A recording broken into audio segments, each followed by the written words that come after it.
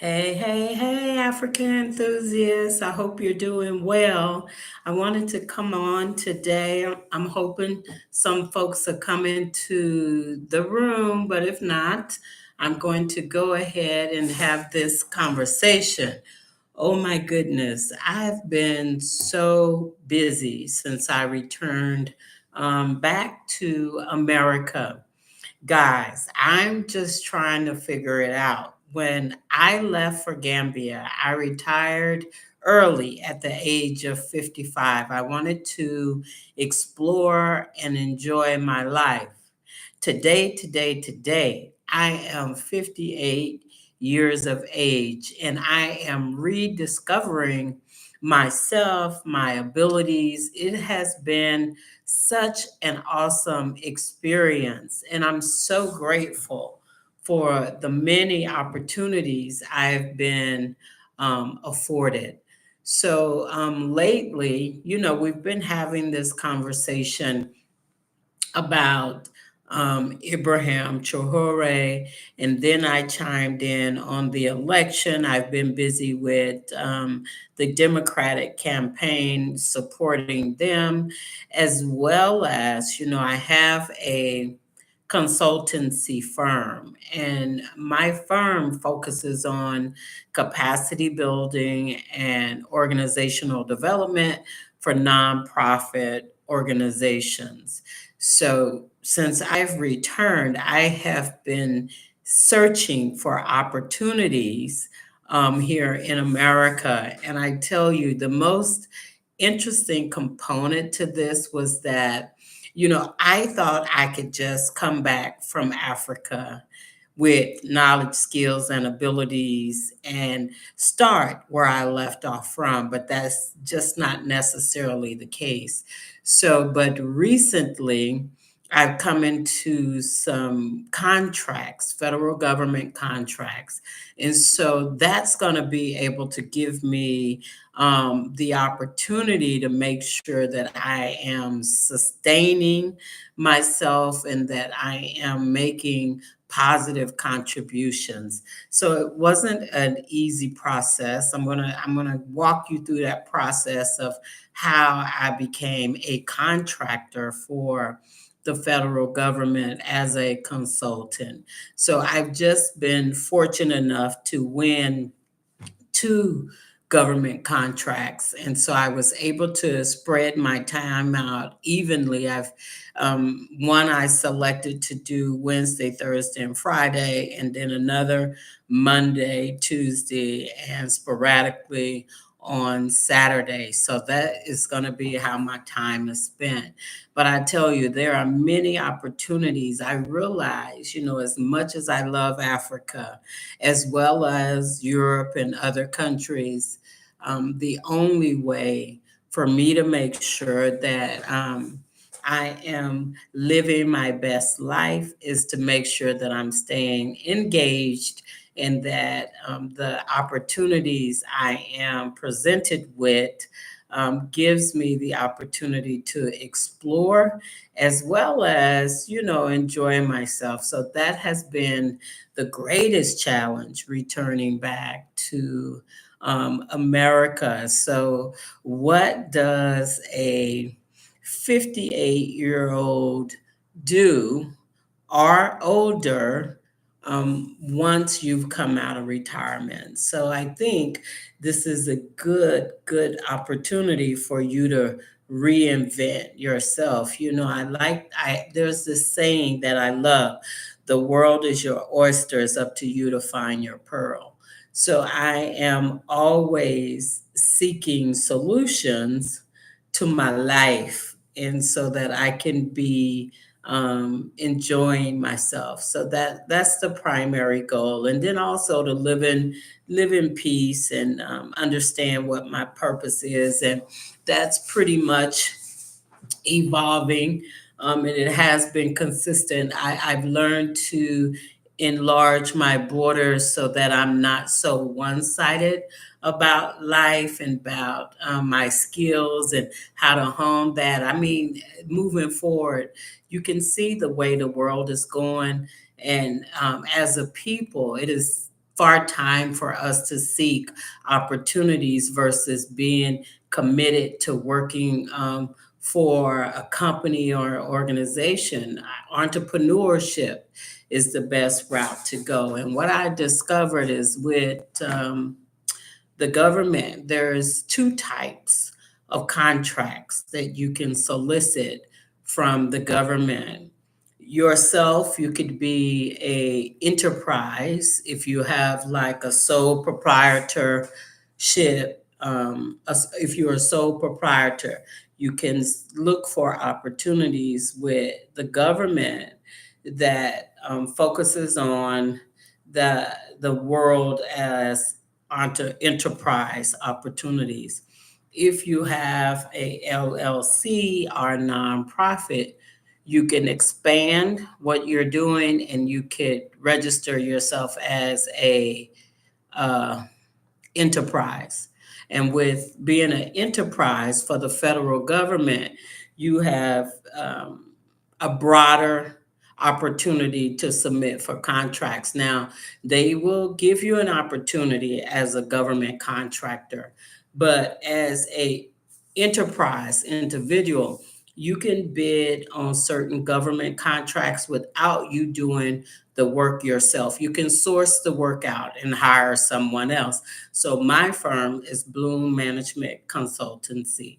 And what I do is source work out for professionals. If you're an accountant, a project manager, a data analyst, a researcher. So it just depends on what that organization is looking for. I'm going to source that work out. So I think it's important for us to understand that we need different lines of business and different lines of income moving forward. We can no longer rely on traditional employment. If you ever want to get ahead of the game, then this is the time for you to understand what your purpose is and to walk in your purpose. You know, the knowledge, skills, and ability component is going to be critical on how you move forward. So it was challenging for me. I had to take a step back. I had to reinvent myself and I had to open myself up to the universe and what the world is currently offering me today. What is it saying to me? And so, at this age, I never expected to be in this place where everything is predicated on my drive and on my hustle. So every day it's a hustle. But I'm so grateful that I've met some wonderful people in the process. And even when I didn't have um, a, a sight, a line of sight, or a line of a perspective for myself, I stayed the course and I made sure that I was applying myself even when I didn't feel like it or didn't want to. I knew that in order for me to maintain myself and to make sure that I was making adjustments and getting acclimated to this new way of life, I had to make sure that I kept one foot in front of the other and just taking daily steps, daily steps. Honestly, I at this point I was not able to bite more than what I could digest. So every day it was a bite as much as you need in order to make sure you're moving forward. So my goal was to just keep moving forward. And I'm excited that finally I can see the light at the end of this tunnel. And I'm so grateful. But what I've realized is that there are different types of variances and measurements of degrees to this situation. We all seek solace, we all seek peace, we all seek purpose, and we're all seeking opportunities. And what I've discovered is that it is never too late to reinvent yourself. And so at this age, I'm excited to say that I have mustered enough energy to reinvent myself. And I'm so happy that I have. It has really given me more insight about who I am, how I deal with obstacles, how I face my challenges. Sometimes we're looking for immediate rewards, and the reward didn't come like I expected it to come and as quick as I needed it to come. But I'm telling you, it was just the level of grace and peace. There was something that I needed to heal personally before I could get connected with some amazing opportunities. And lo and behold, I grew up on a reservation camp in Tulsa, Oklahoma, and it was called Apache. And many of us were confined. We were poor and didn't even know it. It was because we had community and we took care of one another. If we needed something, or my mom didn't have some bread or eggs, she'd say, "Girl, go up there to Miss Viola and tell her to send me a cup some eggs." I go run into Miss Viola. Mama sent me up here to get some eggs, Miss Vi. And she'll give me the eggs. She was like, "Tell your mom I need some butter." It was just back and forth, back and forth. But we supported one another. And so being back from Africa really grounded me to say that, where is our unity? Where is our support? And how can we get back to who we are as a people? And me being able to meditate and to focus on my experience, the good, the bad, the ugly, all of that. It was an interesting dynamic. When I left America, I was seeking, an opportunity to make a contribution and to give back to the world. I was married, doing my own thing, and marriage was not going very well. So there was an amicable separation. And when I made it to Africa, I found myself immersed in nature, immersed in peace, immersed in beauty, and most of all, looking introspective, trying to figure out, how did you get here? Where do you go from here? And how can you heal? And so my focus was to heal and to get the healing that I needed in order to move forward in life. And I'm so grateful that I took the time, despite of how challenging it was, despite of how fearful it was at times. I always maintained a brave front. I was a solo traveler to Africa. I've traveled the world as a single person before I was married. And after marriage, it was a little different to be traveling as a solo traveler, but I was able to understand that the focus for me was healing. What is your peace? What is your purpose? How do you find your peace? How do you restore yourself and take back what was taken from you? So a lot of times, when I was going through a situation, I lost power. I had no power.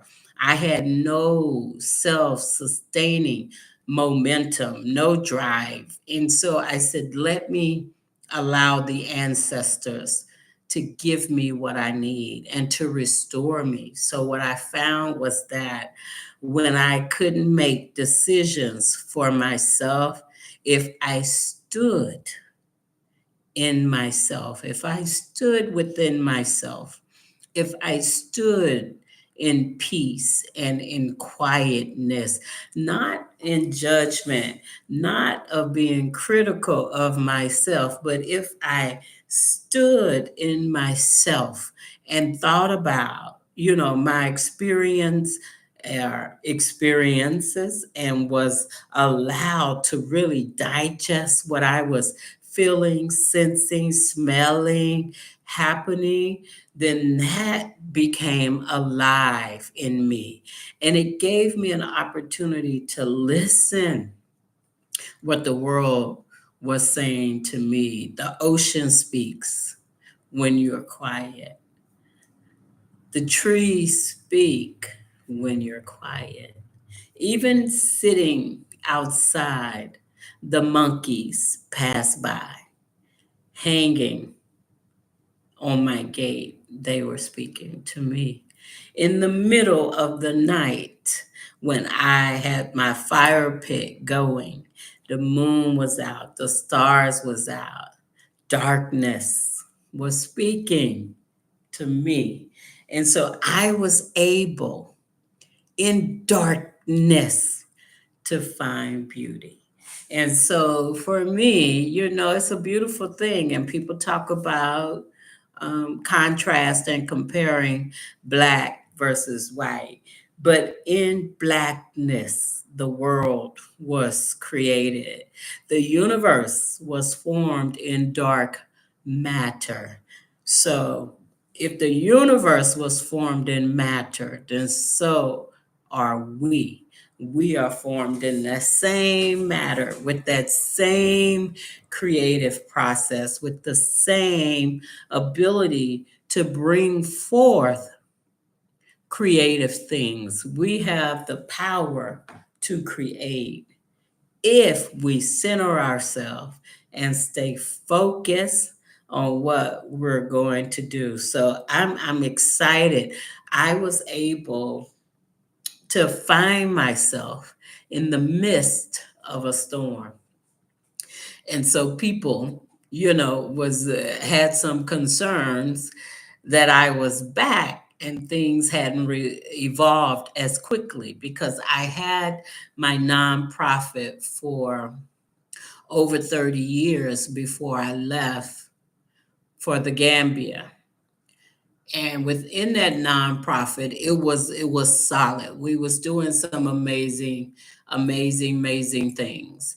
And so that nonprofit allowed me to do the work that I went to Gambia to do. I was already skilled in it. So I said, okay, since I've retired at the age of 55, let me focus on being of service. And it was through my service, through my acts of kindness, that I was able to meet some amazing people in the Gambia. Most of them professionals, diplomats, so there was a level of protection based on the work I did.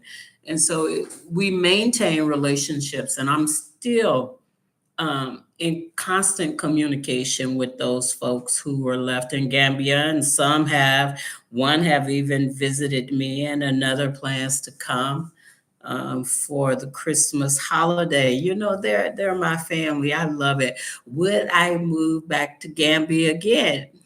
Probably not. Will I visit? Of course, I will visit Gambia. I love the Gambia, but can I survive and do what I need to do? No, I can't. I was concerned about what if. There was always a lot of what ifs. What if I got sick? What will I do? Will I catch it in time to go to Turkey, Morocco, Senegal would be the closest? Or, how do I maintain myself? I shipped a lot of herbal teas and herbal supplements, juicers, all of those things. I had some things that would keep me healthy and vital. But when you're in a country, in an environment, their body is used to the bacterias and everything that exists in Africa. Our bodies are not, because we're in a so-called sterile environment, which has really destroyed our bodies from having the opportunity to fight these bacteriums naturally. So in Gambia, they had very, very strong immune systems.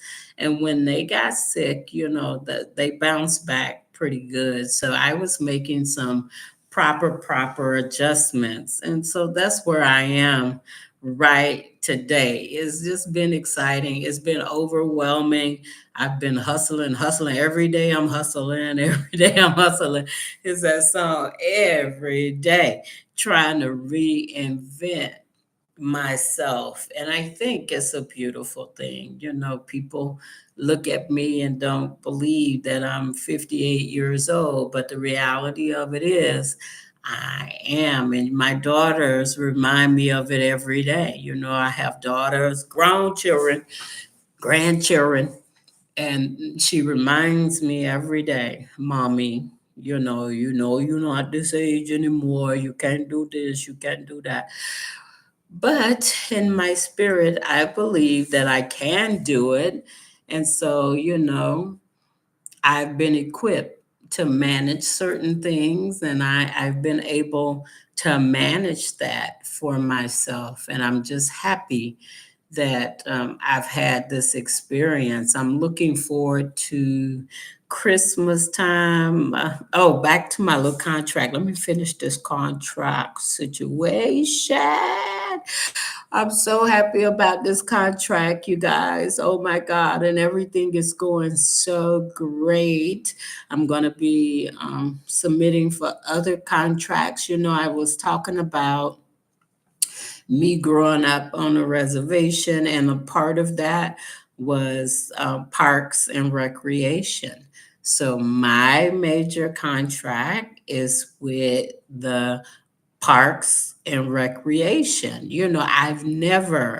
I'm a product of national parks and public parks and recreation, but I've never had the opportunity to work with public parks and recreations. I look at kind of grassroots in communities. How do you create green spaces, play areas for children? But this is the first massive project. It's all across the U.S. Every state in the U.S. that has a national park, an aquarium, or anything public related is what I am doing right now. So you can imagine there's 54 states in America, and now we have this huge responsibility from Hawaii, Puerto Rico, managing all of these parks. And who would have thought that me, a little girl from the projects, from a reservation camp, would be doing the type of work that I'm doing and having the opportunity to impact so many. I'm so grateful. But when I wrote the proposal for this project, one of the key questions they asked me was why now and why the national parks? And so my response was, I am a product of public parks, public recreations opportunities. If it had not been for one lady, maybe two, Dolores Goff, she was my Girl Scout 4-H Bluebird leader.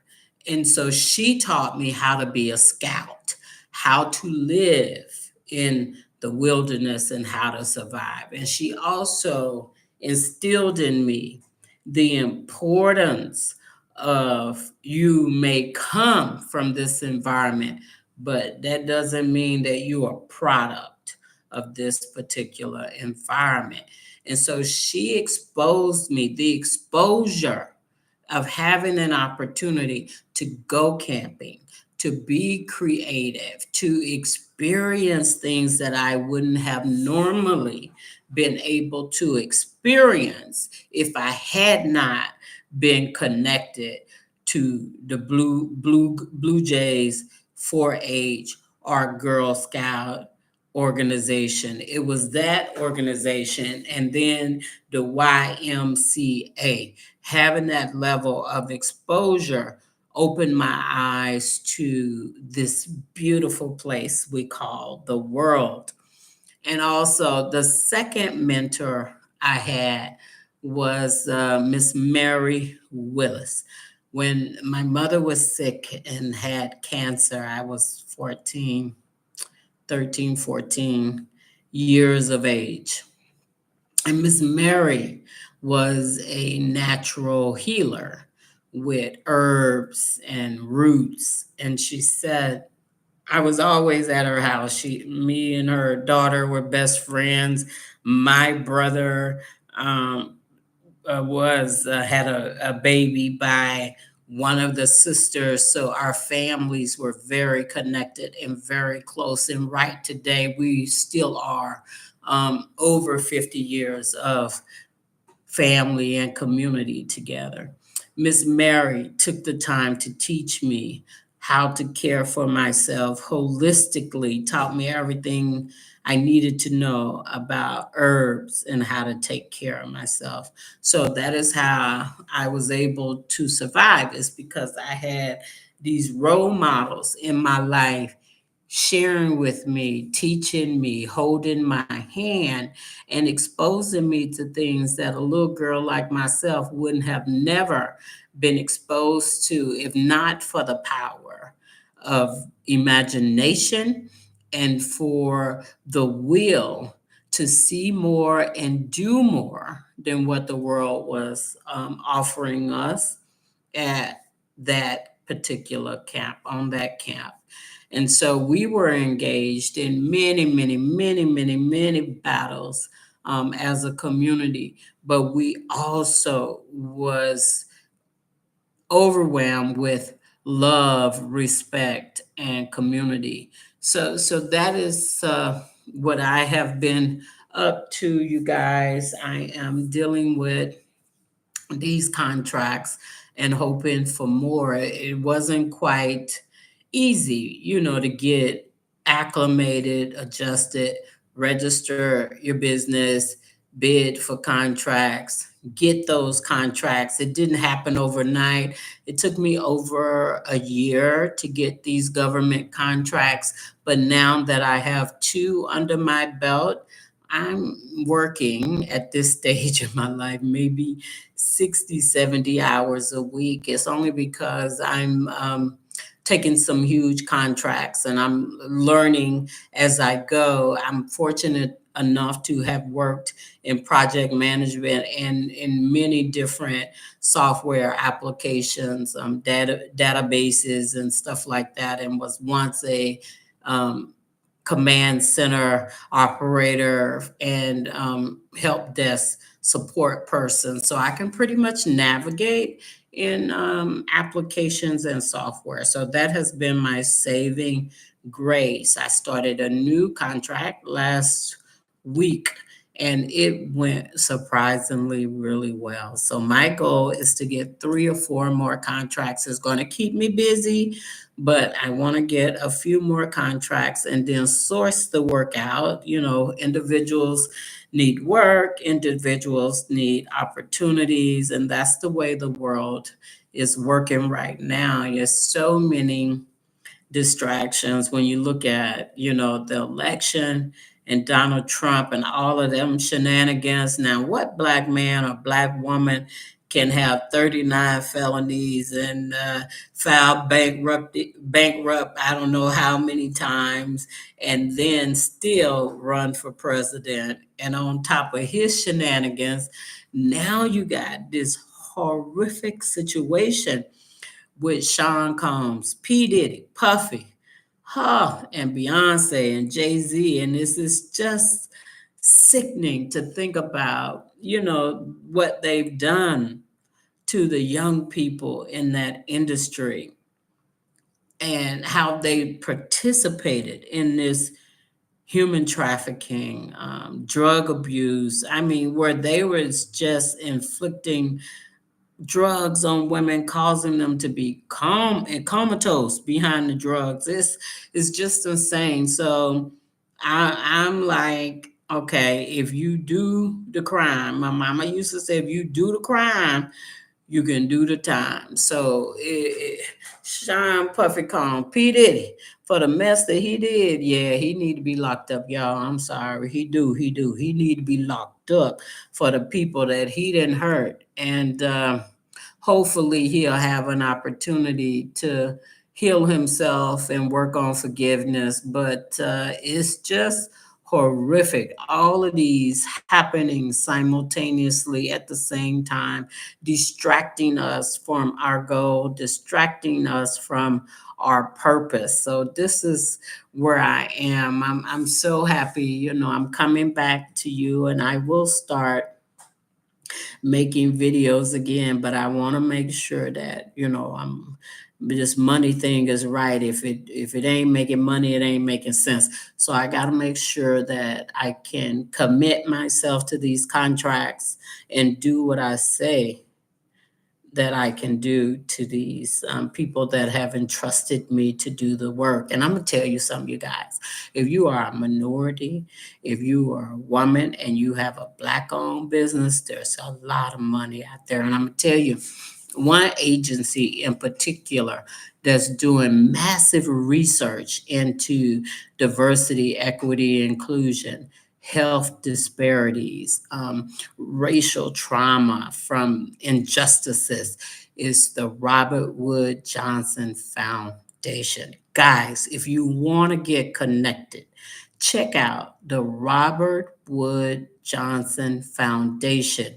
You can go to their funding page and you can see all of their RFPs that they have out for bids. And not only does the Robert Wood Johnson Foundation have these RFPs available, they are a $1 billion company. You hear me? $1 billion.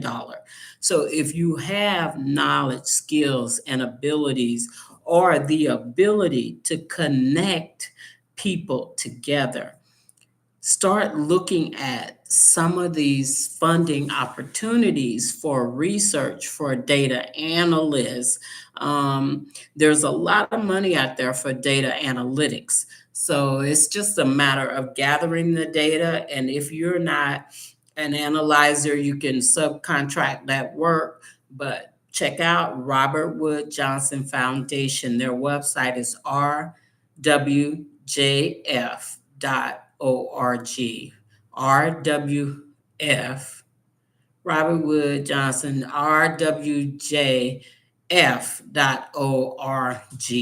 And so they have a lot of funding out there. And I want to work with some service providers in the area of mental health, researching that. There's a lot of money in social justice reform, dealing with health reform. So we want to tap into some of the overflow, not some of the excess of funding. This is the vein that we need to be in. We need to make sure that we are positioning ourselves to do the research and to be able to provide the data for our own community. Now, the person with the power decides and dictates the person who has no power outcome.